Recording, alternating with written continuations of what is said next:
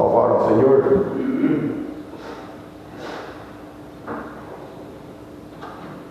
Qual é o hino que vamos cantar? 299. Qual? 299. 299. Percebe? 299. 99.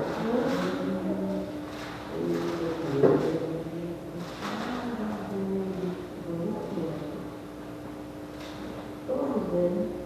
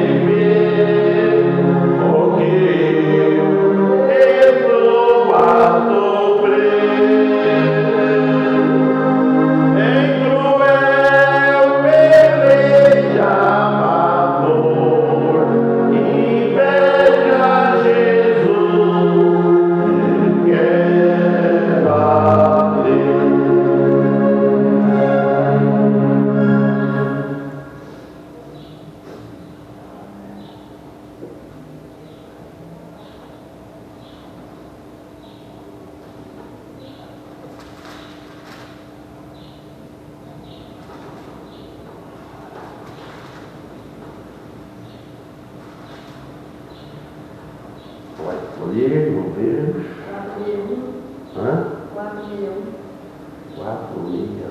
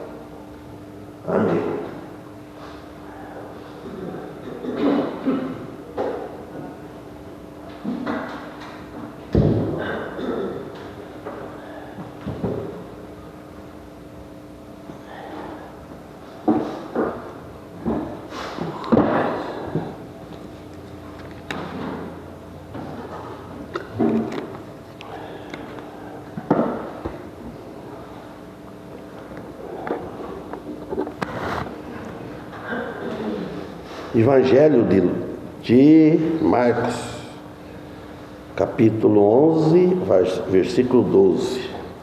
A partir do versículo 12.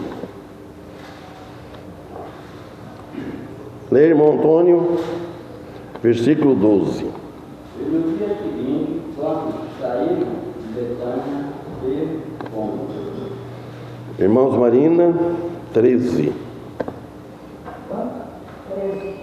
13 ao 13. E vendo de longe uma figueira que tinha folhas, foi ver se nela caía alguma coisa. Chegando a ela, não achou, senão folhas, porque não era tempo de frutos.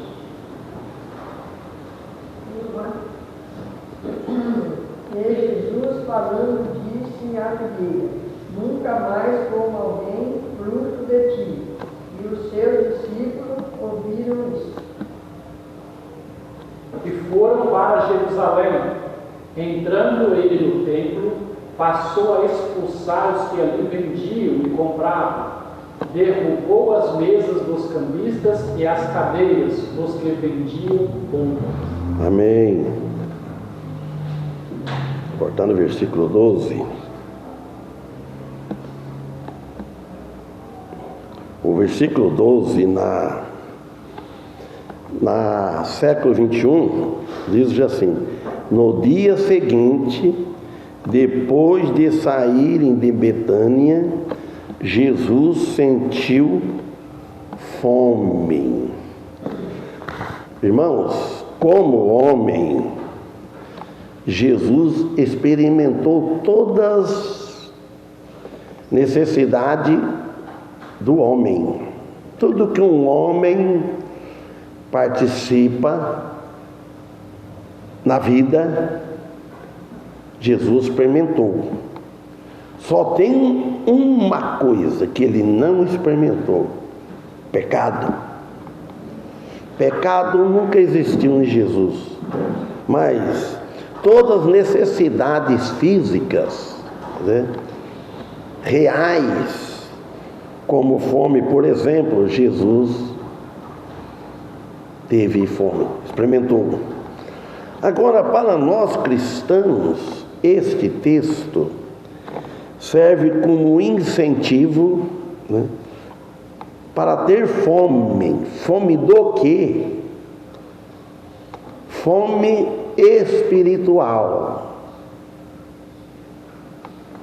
Irmãos, a fome espiritual deveria ter bastante. E a fome física era bom que não tivesse tanto, né? Para a gente comer menos. Às vezes comem sem fome, né? Aí diz a medicina, né, que o alimento cai no estômago. Lembra como o Ferro falou, um pouco de medicina é bom, né? Porque ele era médico, né? Médico. Quando o alimento cai no estômago, se não está com fome, ele vai ficar parado, armazenado. Ele não vai a trabalhar. Então a tendência é engordar, diz isso. Eu ouvi um médico falar isso. Mas agora a fome espiritual deve ter apetite para as coisas de Deus. Isso mostra aí o que faz. Quando você tem fome espiritual e alimenta desse alimento espiritual, olha, nós passamos por uma transformação na nossa vida através do alimento espiritual que nós nem imaginamos. Nós vamos ver depois o resultado. Agora aqui, nós devemos observar em nossas vidas, observar os frutos da nossa salvação, porque a salvação, ela produz frutos, deve produzir frutos. Para quem? Para nos alimentar, nem tanto, mas para os frutos da salvação, para alimentar os outros. A figueira, a árvore produz fruto não para ela, para a humanidade, para nós, para os homens. Então Jesus ele contrasta que a aparente prosperidade das folhas da figueira com a realidade da falta de fruto. Nós às vezes, como eu falei ontem, nós às vezes nós somos que nem uma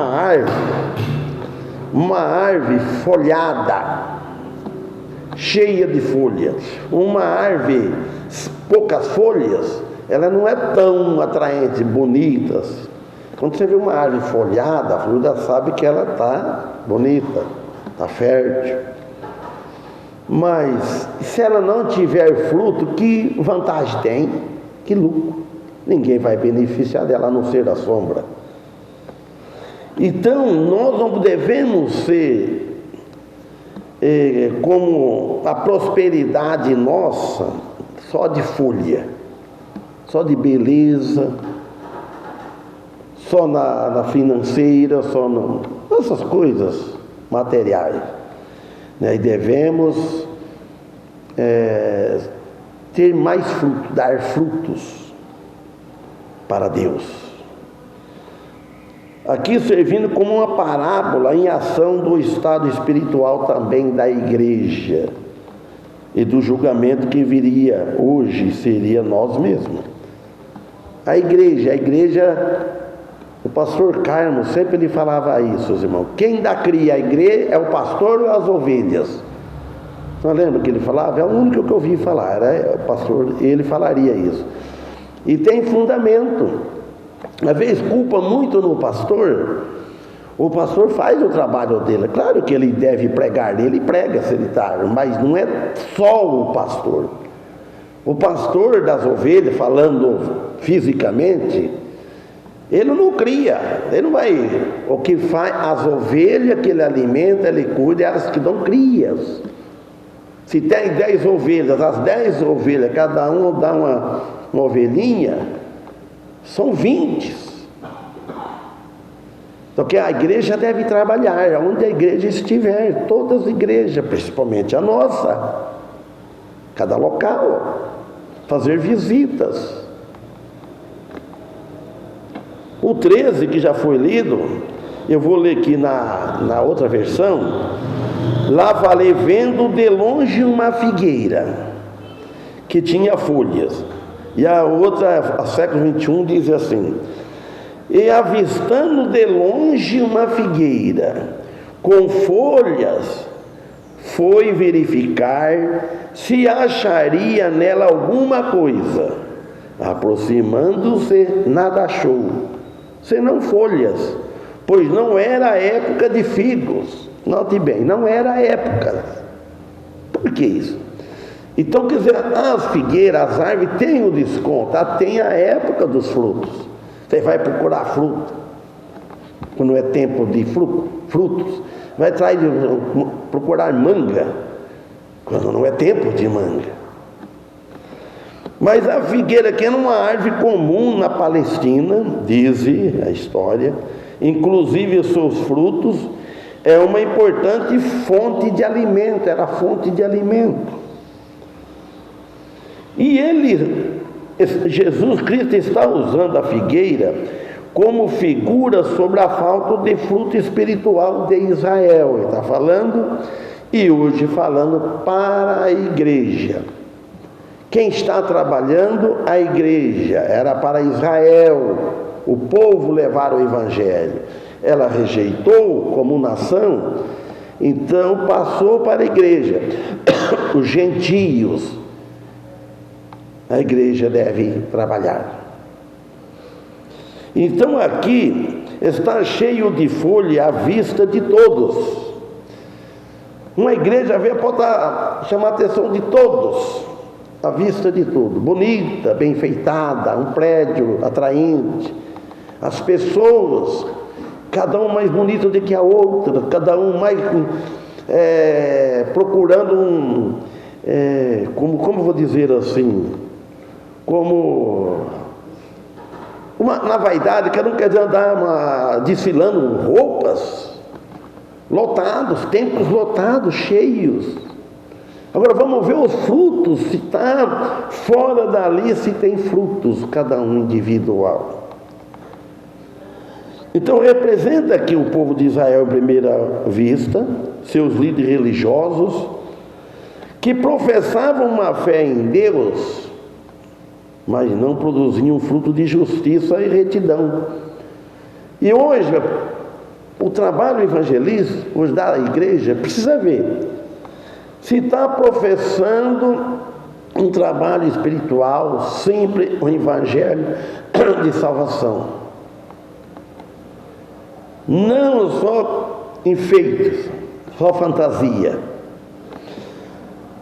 A maldição da figueira simboliza o julgamento de Deus sobre essa hipocrisia e consequência de não produzir fruto espiritual. Nós vamos passar por um julgamento desse, não julgamento da condenação, porque esse julgamento Cristo já julgou na cruz, e quem aceitou ele já está livre desse julgamento. Mas o julgamento das obras, irmão, do cristão, das mordomias do cristão, como eu falo, eu acho que é 2 Coríntios 6, que não recebais a graça de Deus em vão. Paulo exortou aquela igreja, e nós hoje, não recebais a graça de Deus em vão. É a mesma coisa investir numa pessoa ou em algo e você não tem o retorno. Deus investiu em nós, desde a salvação em Cristo. Em primeiro lugar, Ele deu o Filho dele para morrer numa cruz e nos salvou. E a graça em vão não trabalha. Precisamos trabalhar. Então, segundo, todas as aparências mostram muitas folhas. Antigamente eu ouvia falar, quando eu era solteiro, falava para mim quantas vezes, não vou falar o nome da pessoa, vocês não conhecem, talvez alguns, que deve procurar a moça ou o moço uma árvore folhuda que tem folha, tanto para andar com companheiro, amigos, e uma moça onde ela tinha dinheiro, tinha uma família, não pobre, que não tem folha.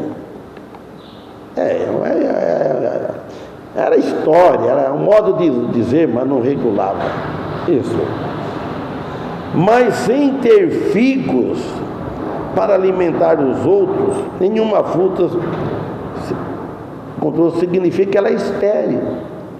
Jesus usou isso. Também a figueira serve como um alerta aos cristãos da nossa época de hoje, que não basta ter aparência de piedade, ele só tem aparência, mas o coração não é piedoso. Ter piedade, ter compaixão, ter dó das pessoas, mas com sinceridade. É essencial produzir frutos de arrependimento, digno de arrependimento, amor ao serviço a Deus e também ao próximo. A fé cristã, a fé verdadeira, ela deve ser manifestada em ações concretas que glorifiquem a Deus. Sempre dar glória a Deus, mas não só de boca. Edifique junto no corpo de Cristo, glorificar a Deus, honrar a Deus, falar dele, falar da bondade de Deus. Coisa mais fácil que tem, que eu acho que você prega o evangelho, você chega e fala para a pessoa, vou falar um pouco de Jesus. Jesus te ama. Sabe por que Jesus morreu na cruz?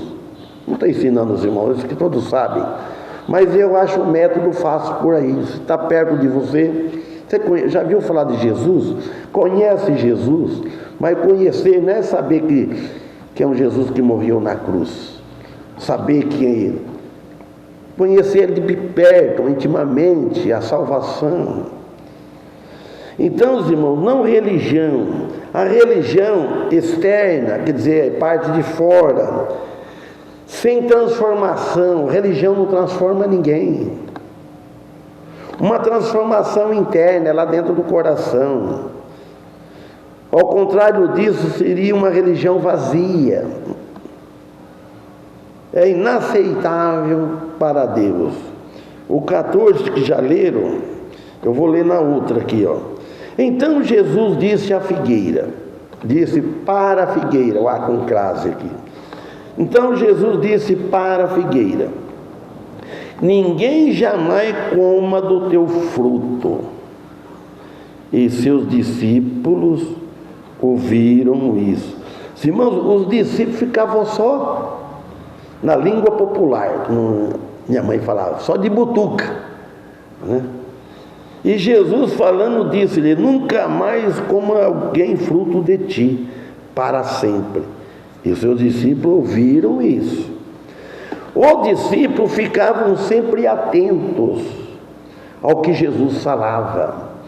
E nós devemos sempre ficar atentos com o que Jesus falou nas Escrituras.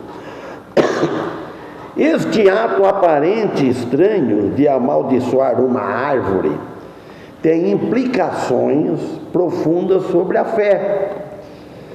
Primeiro, a presença de folhas criava uma expectativa de fruto, que simboliza Israel com folhas, mas sem fruto. Jesus limpa o templo. A limpeza, limpar o nosso coração. Aquele que tem um coração rebelde, um coração amargurado. Olha, irmãos, se a gente pensar bem, como que o povo, até os irmãos, vamos falar para todos, mas na igreja não deve acontecer. Por exemplo, vamos usar assim: você faz sem favor, ou bastante favor com uma pessoa. Você faz. Um dia que você dá uma falhada,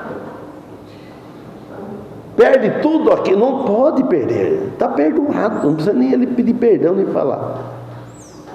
Então, uma coisinha de nada, aquilo foi tudo para baixo. Então você tem que levar, ter que cuidar uma vida daquele perfeição. Para achar a perfeição é só em Cristo Jesus. Ele nunca falhou, mas nós falhamos, erramos. Fala em palavras, fala em todas as coisas. A limpeza do templo que se segue mostra a corrupção e a falta da verdadeira adoração no centro da vida cristã.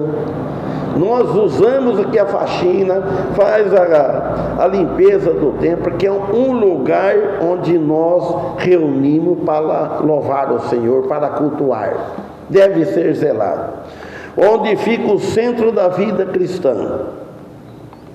Não está em nosso ser, em nosso coração, no ser espiritual de cada um.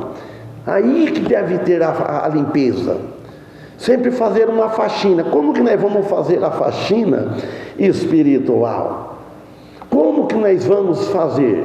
É através de confessar pecados, orar a Deus, pedir perdão a Deus. Errou, pede perdão.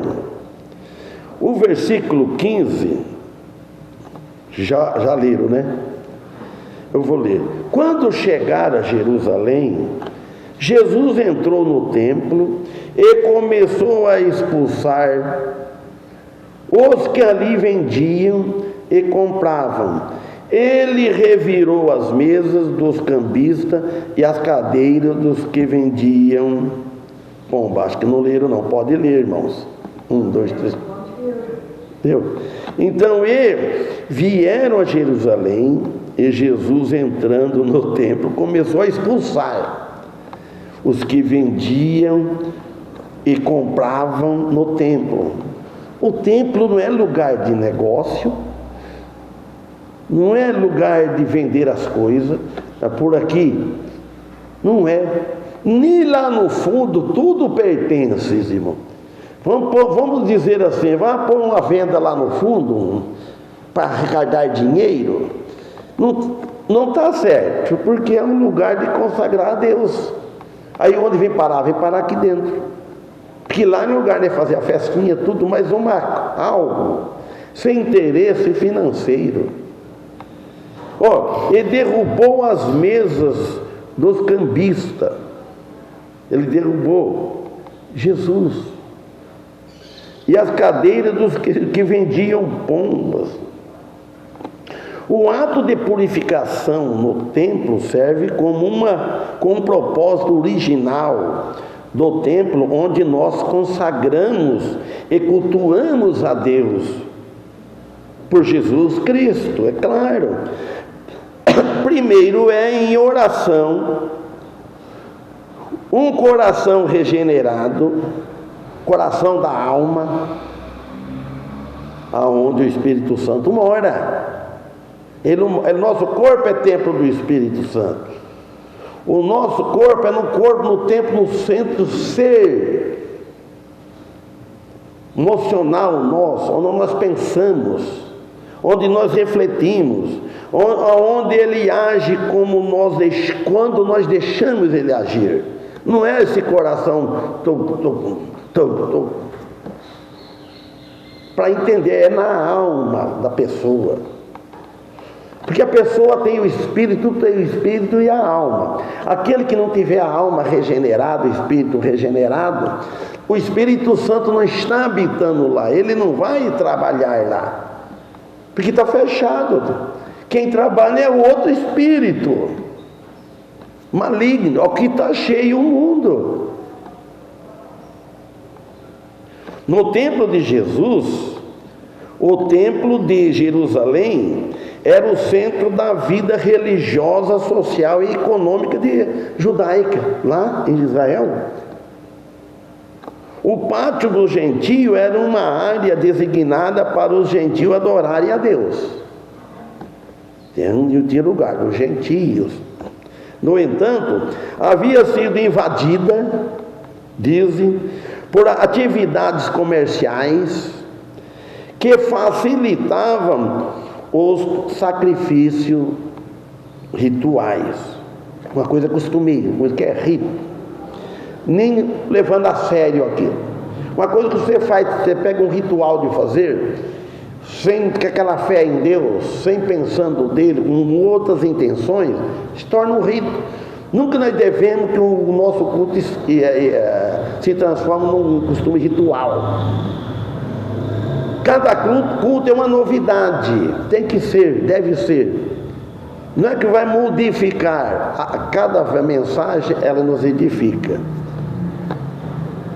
Cambistas, irmão, trocavam moedas romanas consideradas impuras por moeda do templo. É a mesma coisa hoje querer trocar dinheiro falso por um dinheiro verdadeiro. É a mesma coisa. E tem muitos falsos. Onde há verdadeiro, então tem o falso no meio. Por incrível que pareça. Além de explorar os adoradores, porque eles iam para explorar os adoradores de Jesus, de Deus. Eles ofereciam animais para sacrifício com esse tipo de ação no templo, com aquele tipo de ação, tudo exterior, nada do interior. Transformava o pátio num local de barulho. Irmão, um culto deve ser silencioso. O nosso culto não deve transformar num barulho. Quando nós estamos cantando, mas está entendendo o que está cantando. Agora, se por muitos instrumentos, irmão, se torna, é bonito, se torna muito barulho, já é diferente. Põe teclado, põe violão, põe guitarra, tudo em caixa de som, vocês escutam mais. Não é criticar, a gente tem que ter juízo nisso aí, pensar bem.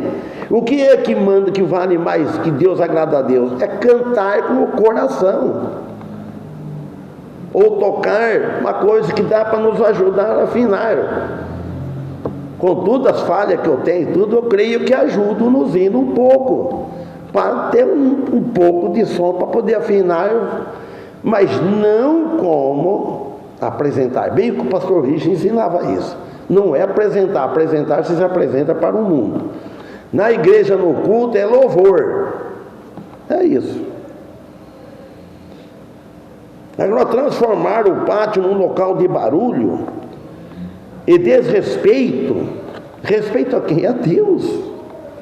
Impedindo a oração e adoração sincera a Deus pelos cristãos. Agora o 16, agora, então vamos pegar de lá da... Volta aqui para lá, irmão Paulo, 16.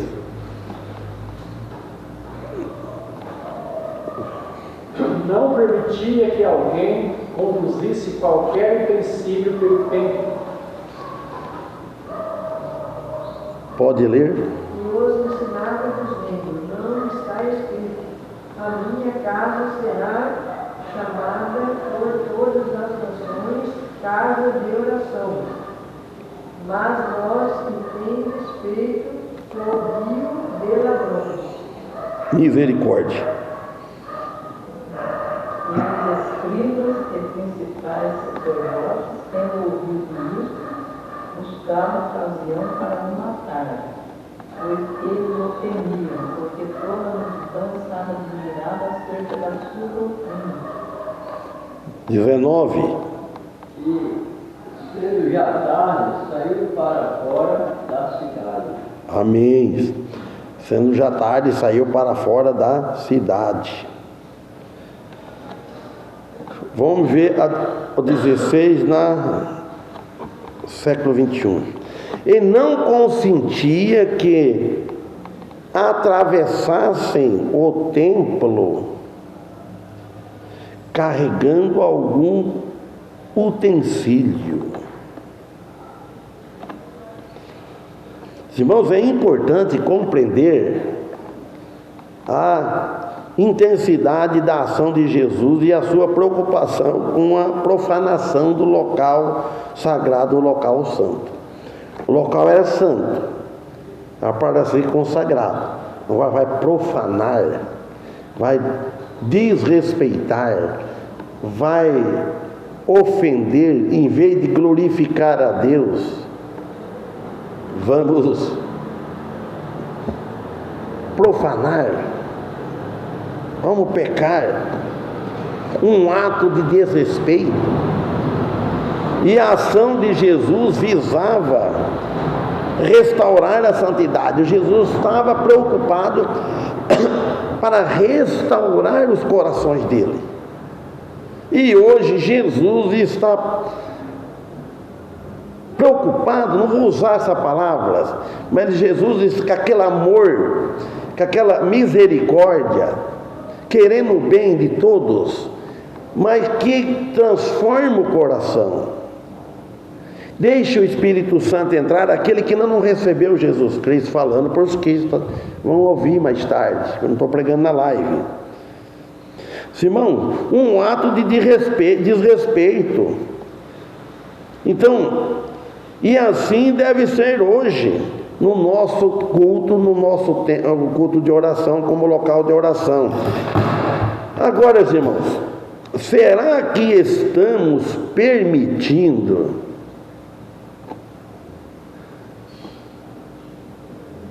chamei o Oscar, que disse que não viu, ele tinha entrado, mas o Reinaldo parou, mandei entrar, vem vindo. Os irmãos, depois vocês podem abrir lá em Lucas, capítulo 10, 4, que tem um trecho bom que eu quero ler lá. Mas vamos ver por que é que eu vou lá. Será que estamos, bom dia, será que estamos permitindo que coisas seculares ou distrações nos impedem de adorar a Deus com todo o nosso coração e mente? Será que não está acontecendo hoje os cristãos deixar coisa que impede ele, empecilho de ir nos cultos, frequentar mais os cultos, distração por outras coisas? E não consentia que alguém levasse algum vaso no templo. Olha, ele não queria que levasse nada.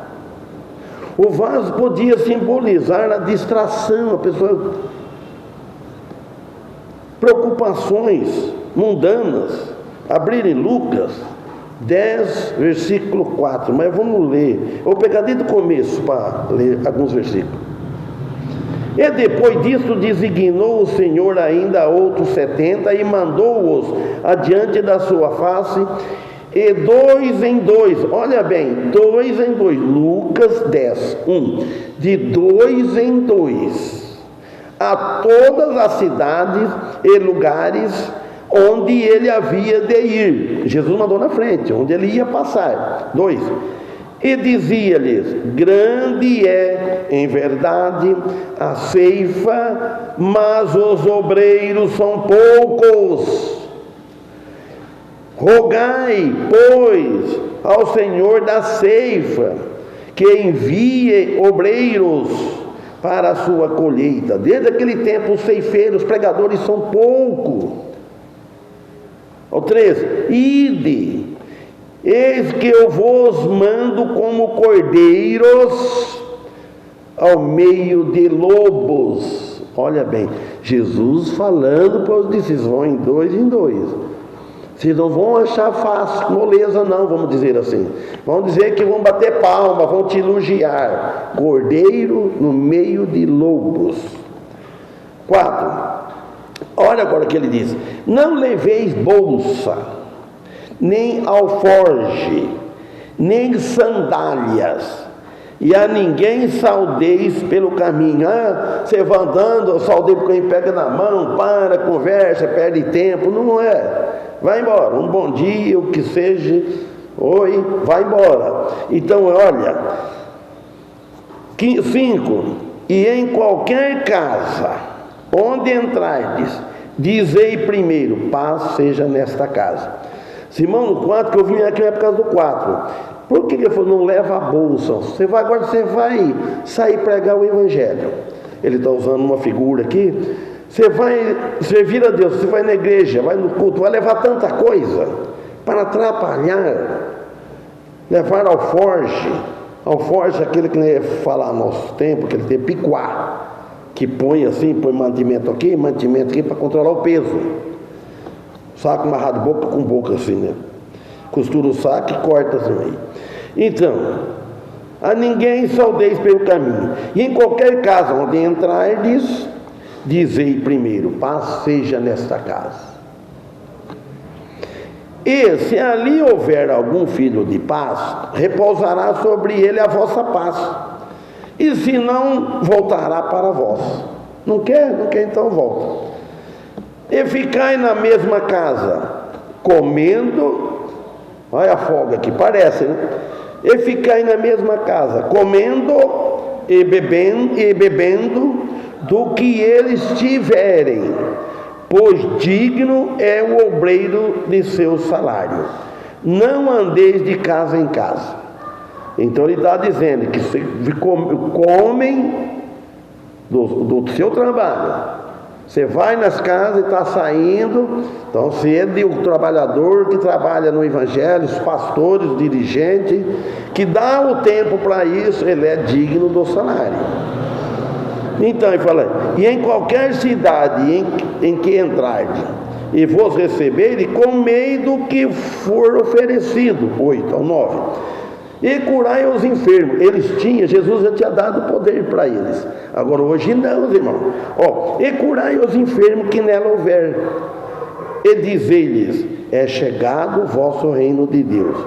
Mas em qualquer cidade em que entrardes, e vos não receberem, saindo por suas ruas, dizei: até o pó que da vossa cidade se nos pegou, sacudimos sobre vós.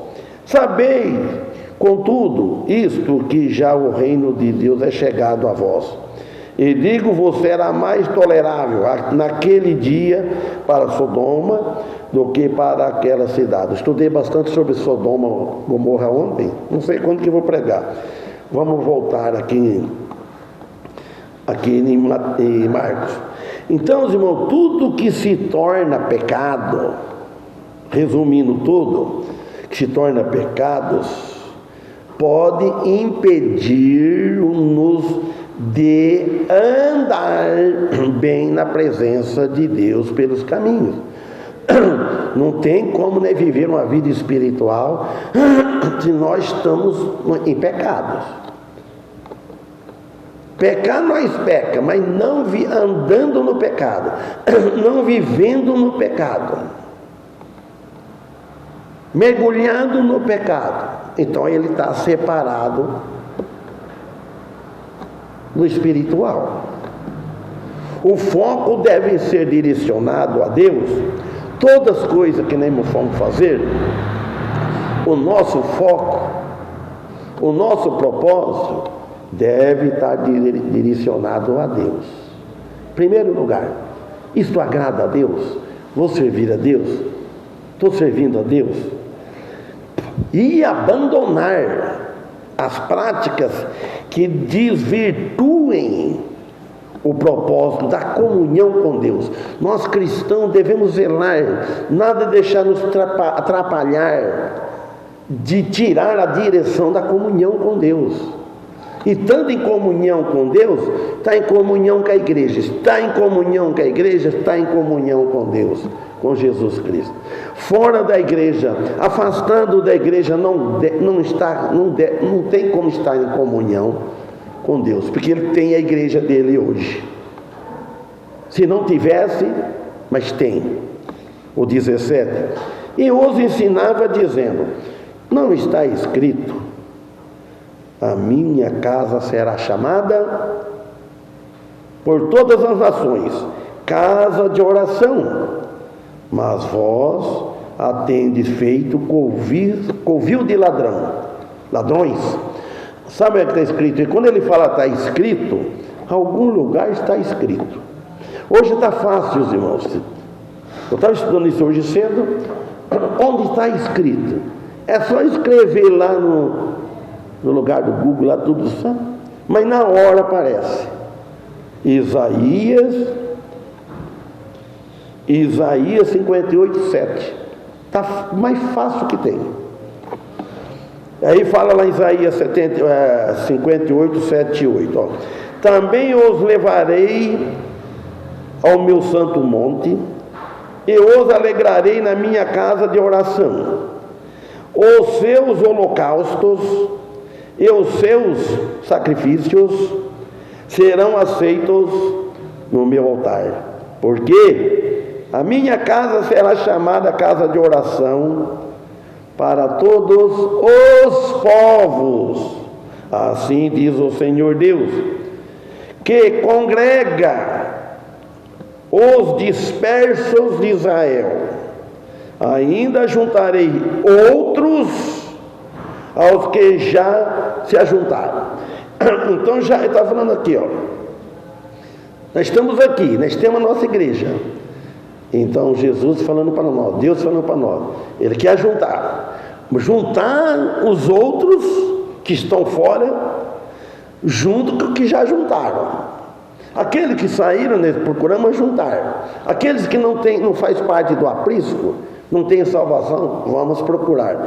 Então trazer esses outros para junto e louvar o Senhor. Vamos parar aqui, outro dia nós continuamos. Amém? Então que Deus abençoe. Falta um pouco ainda, falta minuto, mas não vamos parar. Vamos louvar o Senhor. Agradecemos também mais uma vez a visita do Reinaldo.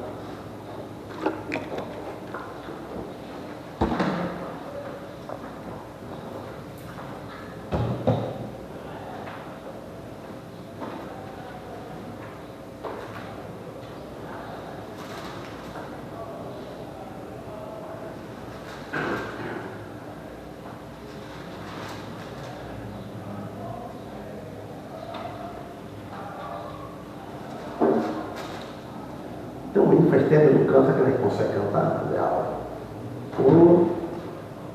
470, vamos deixar para a noite? Tem mais gente? Escolhe aí.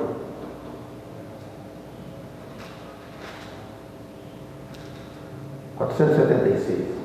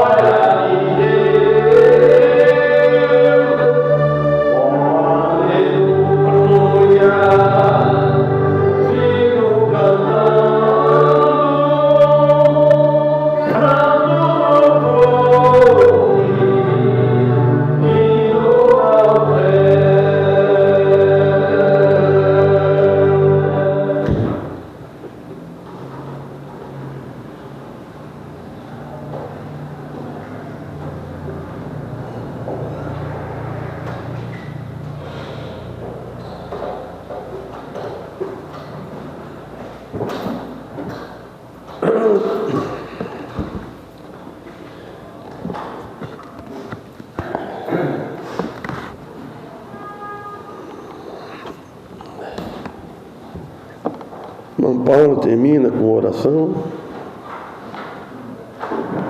Eu parece que cantemos aquele dia, aquela hora. Não falei o bom dia, não comecei, não orei. Que Deus faz tudo agora. Um bom dia a todos e que Deus nos abençoe. Que estamos aqui à noite. Irmão Paulo termina a oração. Senhor, como igreja, queremos agradecer por mais uma vez que o Senhor nos permitiu que estivéssemos aqui em sua casa, mais uma vez que vimos a tua palavra, que cantamos hino, que o Senhor possa nos trazer a noite, nos bom dia a cada um de nós, e agradecemos pela salvação que nós temos em Jesus Cristo, por esse privilégio de ser pelo Deus poderoso, que nós podemos orar, conversar, e agradecemos por tudo isso, e pelo reinado da vida de nós também. Amém. Isso nós pedimos e agradecemos, em nome de Jesus. Amém. Amém.